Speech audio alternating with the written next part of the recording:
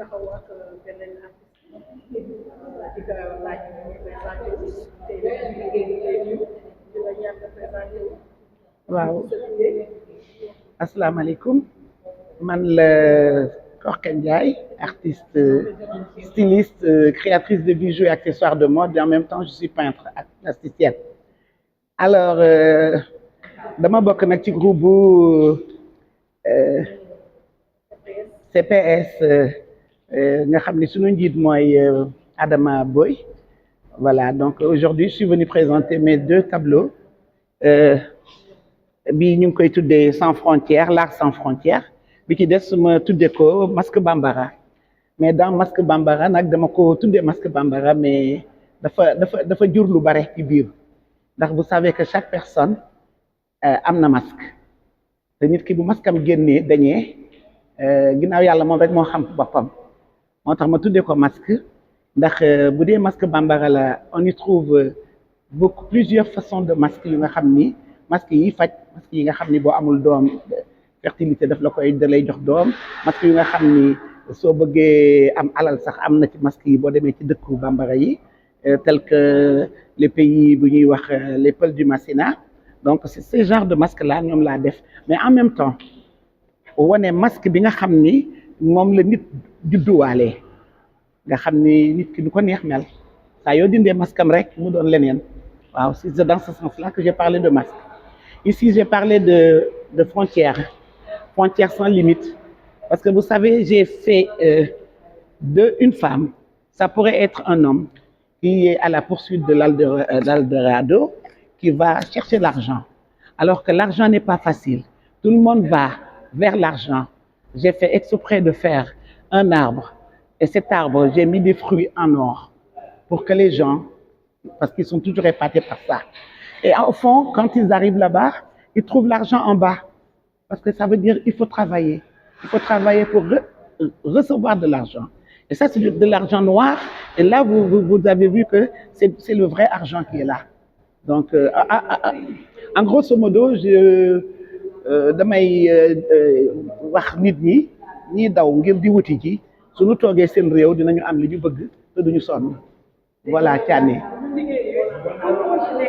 ouais liggéeyee dinañu am voilà c'est dans ce sens que je parlais merci beaucoup madame Thiané. waaw nga dëgg ko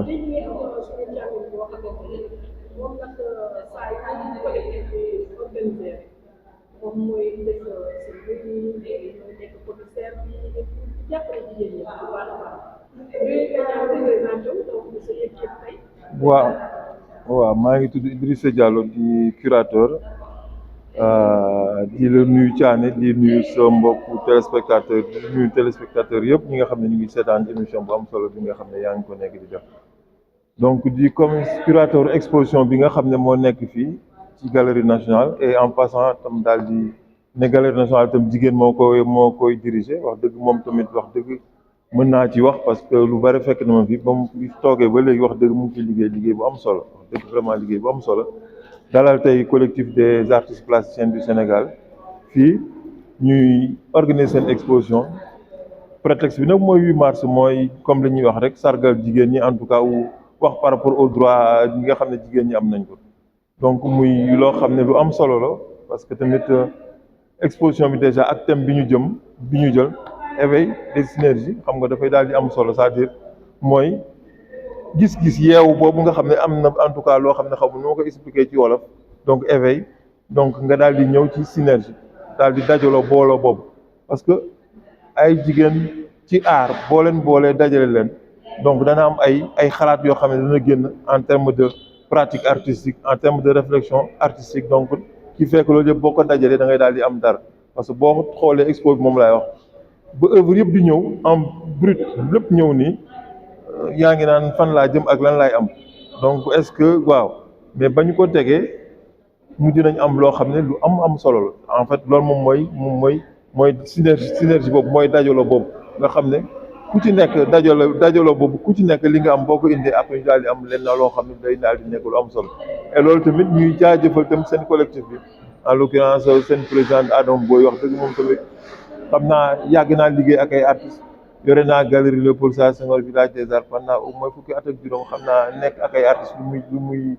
nan la méttee vraiment di ko jaajëfal parce que moom tamit boobu ba léegi mu ngi ci nekk di taxaw parce que du bii mooy bi ma njëkk parce que xaw ma sax ñaata exposition laa def pour jigéen ñi bare na trop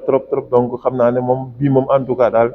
ala daw mel na comme ni ko waa ji di waxee daal expo bi daal ñu ngi xaar ci kanam daal nit ñëw parce que li fi nekk li nga xam ne ñu ngi koy wane am na solo lool. maaleykum salaam. Daouda Ndiaye artiste plasticien.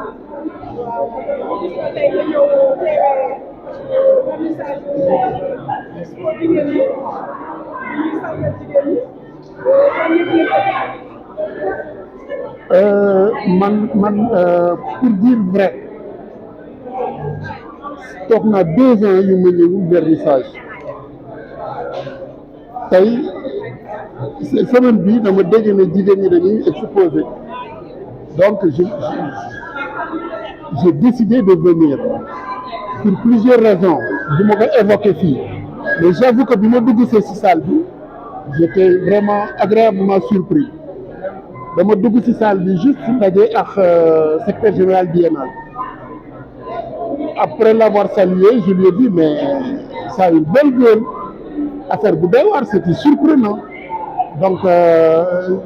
j'ai pas regretté d'être venu.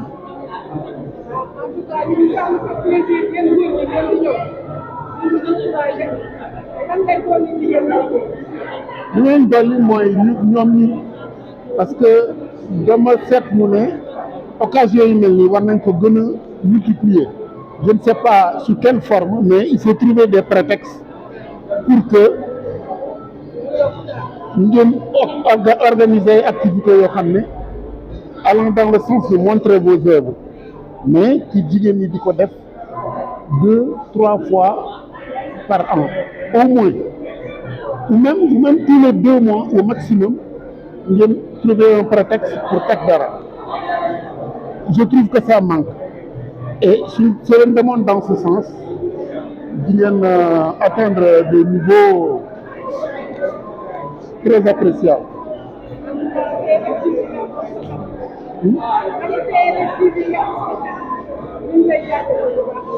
C'est moi qui vous remercie de cette délectation que vous m'offrez. Bon. Voilà. Donc, je pense que le collectif des plasticiennes du Sénégal ont cette généreuse habitude, à l'occasion du mois dédié à la femme, le mois de mars, d'organiser vraiment une exposition collective pour montrer le génie créateur des femmes. Moi, je pense qu'il n'y a pas photo. La femme, par sa sensibilité, par sa vision du monde, et surtout par toutes les épreuves capitalisées, est une artiste de fait et de nature. Donc c'est pourquoi les œuvres que nous contemplons, je dis bien que nous contemplons aujourd'hui, chacune là où elles sont, avec leurs artistes, reflètent vraiment ce génie créateur,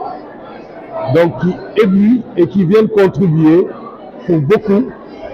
à la création artistique du Sénégal. C'est pourquoi je me dois de vraiment féliciter vraiment l'ensemble des artistes, surtout moi en ma qualité d'artiste, de directeur des arts, vraiment féliciter et encourager de telles dynamiques pour que l'art plastique au Sénégal, les arts visuels, puissent aller de l'avant par le biais des femmes artistes. En tout cas, je remercie l'ensemble de ces artistes, qu'elles soient de la jeune génération, comme de l'ancienne génération, comme on le voit. Donc, on a un kaléidoscope de toutes les sensibilités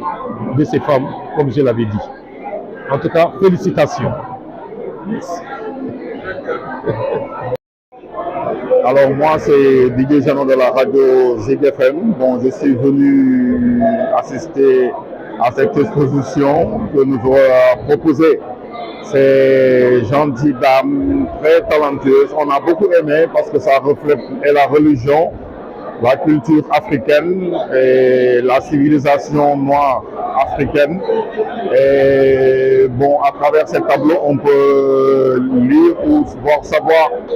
toutes les difficultés que rencontrent les femmes au niveau de la société africaine en général, voire mondiale. En tout cas, ça a été un immense plaisir d'accompagner M. Dias en cette occasion et venir assister à cette très belle manifestation, très bien organisée par les dames, en ce mois spécialement dédié aux femmes. Merci. Maaleykum salaam. Man la Alice Bintou El Hassane Sidibé. C'est une très grande fierté pour man ma nekk fii ak femmes yi nga xamante ni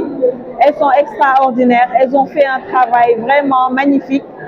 et avec beaucoup de créativité. Elles ont bien représenté le thème et c'est un grand plaisir pour moi, surtout que l'organisation est parfaite, avec d'ailleurs la présence des autorités sénégalaises.